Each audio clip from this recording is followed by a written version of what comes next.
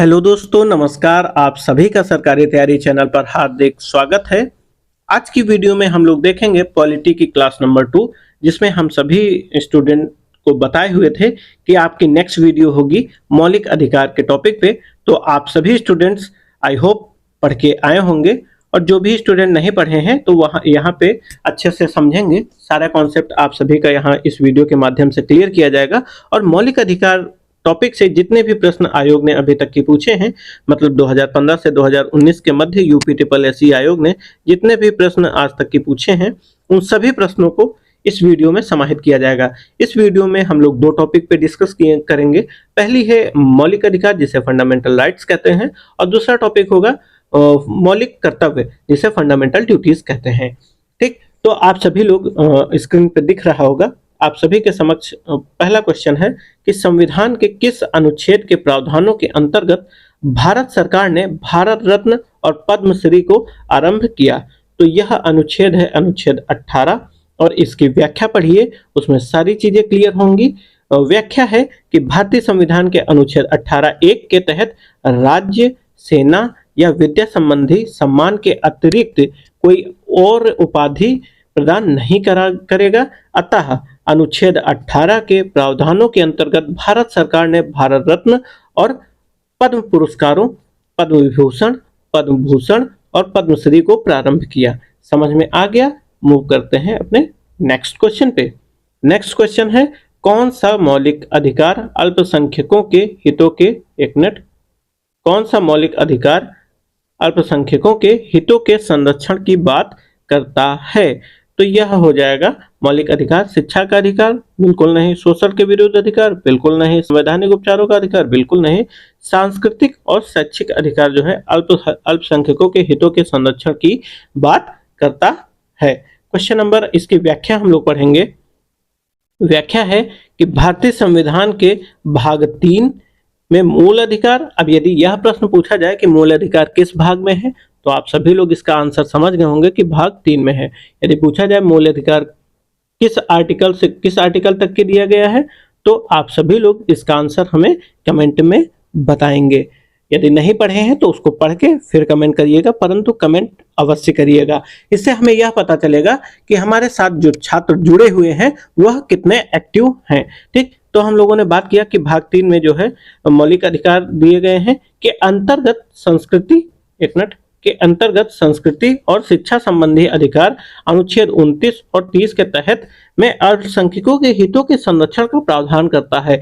यदि यह बात किया जाए कि अल्पसंख्यकों के हितों के संरक्षण का प्रावधान किस अनुच्छेद के अंतर्गत किया गया है, तो आप सभी स्टूडेंट्स अब समझ गए होंगे कि यह जो है अनुच्छेद 29 और 30 के अंतर्गत संरक्षण का प्रावधान किया गया है।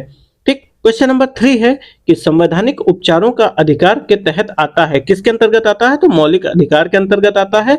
और संवैधानिक उपचारों का अधिकार जो है आत्मा भी कहा था। किसने कहा था संविधान की आत्मा? तो यह कहा था बाबा साहेब भीमराव अंबेडकर ने। नाम था बट मुंह से नहीं आ रहा था समझ में कि क्या बोले, तो इसको जो है संविधान की आत्मा कहा था। अब इसका जो है हम लोग पढ़ेंगे इसकी व्याख्या। संवैधानिक उपचारों का अधिकार मौलिक अधिकार के तहत आता है। भारतीय संविधान के भाग 3 के अनुच्छेद, ये देखिए यहाँ पे आप सभी का आंसर भी मिल गया है, अनुच्छेद 12 से 35 तक मौलिक अधिकारों का उल्लेख किया गया है। मौलिक अधिकारों के अंतर्गत अनुच्छेद 32 में ही संवैधानिक उपचारों का उल्लेख है। अनुच्छेद 32 के तहत उच्चतम न्यायालय को बंदी प्रत्यक्षीकरण, परमादेश, प्रतिषेध, अधिकार परीक्षा और उत्प्रेषण रिटें जारी करने का अधिकार प्राप्त है। इसे BR अम्बेडकर यानी कि बाबा साहेब भीमराव अम्बेडकर ने संविधान की आत्मा कहा है। तो यदि पूछा जाए अनुच्छेद 32 को संविधान की आत्मा किसने कहा है, तो यह आप सभी लोग समझ गए होंगे कि डॉक्टर साहब भीमराव अम्बेडकर ने इसे जो है संविधान की आत्मा कहा है, और इसे संवैधानिक उपचारों का अधिकार माना जाता है। ठीक है, अब हम लोग यह पूरा हो गया मौलिक अधिकारों के ऊपर। अब हमारा नेक्स्ट टॉपिक जो है, हमने बोला था कि एक ही वीडियो में 2 टॉपिक कवर करेंगे, तो नेक्स्ट टॉपिक जो है मूल कर्तव्य। एक मिनट, मूल कर्तव्य। अब मूल कर्तव्य के अंतर्गत जो है पहला प्रश्न है, भारतीय संविधान के अंतर्गत निम्नलिखित में से कौन एक मौलिक कर्तव्य नहीं है?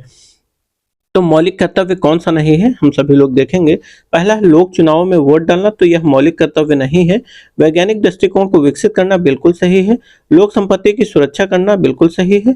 और संविधान को मानना एवं इसके आदर्शों की कद्र करना बिल्कुल सही है। तो ऊपर वाला जो है आपका यह आंसर गलत है और सभी के सभी पॉइंट जो है सही है। ठीक, अब नेक्स्ट जो इसका व्याख्या है ये आप सभी लोग पढ़ लीजिए, तो थोड़ा सा जो है मौलिक कर्तव्य के बारे में आप सभी लोग समझेंगे।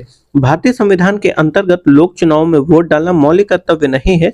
भारतीय संविधान के भाग 4 का के मूल कर्तव्यों में अनुच्छेद 51 का में संविधान को मानना एवं इसके आदर्शों की कद्र करना, अनुच्छेद 51 का जा में वैज्ञानिक दृष्टिकोण, मानववाद और ज्ञानार्जन तथा सुधार की भावना का विकास करना तथा 51 का झा में सार्वजनिक संपत्ति को सुरक्षित करना तथा हिंसा से दूर रहना आदि का उल्लेख है। तो यहाँ पे 2-3 पॉइंट आप सभी लोग समझे होंगे कि जो वैज्ञानिक दृष्टिकोण विकसित करना, सार्वजनिक संपत्तियों को सुरक्षित रखना या किसी संविधान के जो आदर्श हैं उसको मानना और संविधान की कद्र करना, यह सब हमारे मौलिक कर्तव्य हैं। और मौलिक कर्तव्य भारतीय संविधान में जो है किस पार्ट में दिया गया है, तो पार्ट 4A में। ठीक, और आर्टिकल यदि पूछा जाए तो 51A में। ठीक है, यह सारी चीजें आप सभी लोग ध्यान देंगे तो इससे जो है जो भी फैक्चुअल डेटा आपका रहता है तो वह आपको याद रहेगा। क्वेश्चन नंबर 2 है मौलिक कर्तव्य में निम्न में से किस एक की संस्तुति के आधार पर मौलिक कर्तव्यों या मूल कर्तव्यों से संबंधित प्रावधानों को भारतीय संविधान में जोड़ा गया था। अब आपको यहाँ पे यह चीज जानने को मिलेगा कि किसकी सिफारिश पर जो है मौलिक कर्तव्यों को भारतीय संविधान में जोड़ा गया था। तो यह थे स्वर्ण सिंह समिति की संस्तुति पर जो है भारतीय संविधान में मूल कर्तव्यों को जोड़ा गया था 42वें संविधान संशोधन 1976 के द्वारा। ठीक, इसकी व्याख्या पढ़ लीजिए तो थोड़ा सा आपको और क्लियर होगा। तो स्वर्ण सिंह समिति की संस्तुति पर 42वें संविधान संशोधन 1976 के द्वारा भारतीय संविधान के भाग 4 का के तहत अनुच्छेद 51 का को जोड़ करके उसके अंतर्गत मूल कर्तव्यों का प्रावधान किया गया। बलवंत राय मेहता की संस्तुति पर जो है त्रिस्तरीय पंचायती राज व्यवस्था बनाई गई। यह भी ध्यान रखिएगा, बहुत इंपॉर्टेंट है। ठीक है, यह प्रश्न बहुत बार रिपीट हुआ है और इस वीडियो में परीक्षा में भी पूछा जा सकता है। ठीक, क्वेश्चन नंबर 3 है निम्नलिखित में से कौन सी समिति ने मूल कर्तव्यों को संविधान में सम्मिलित करने का सुझाव दिया था। तो रिपीटेड क्वेश्चन है, आप सभी लोग इसका आंसर अभी पढ़ लिए हैं।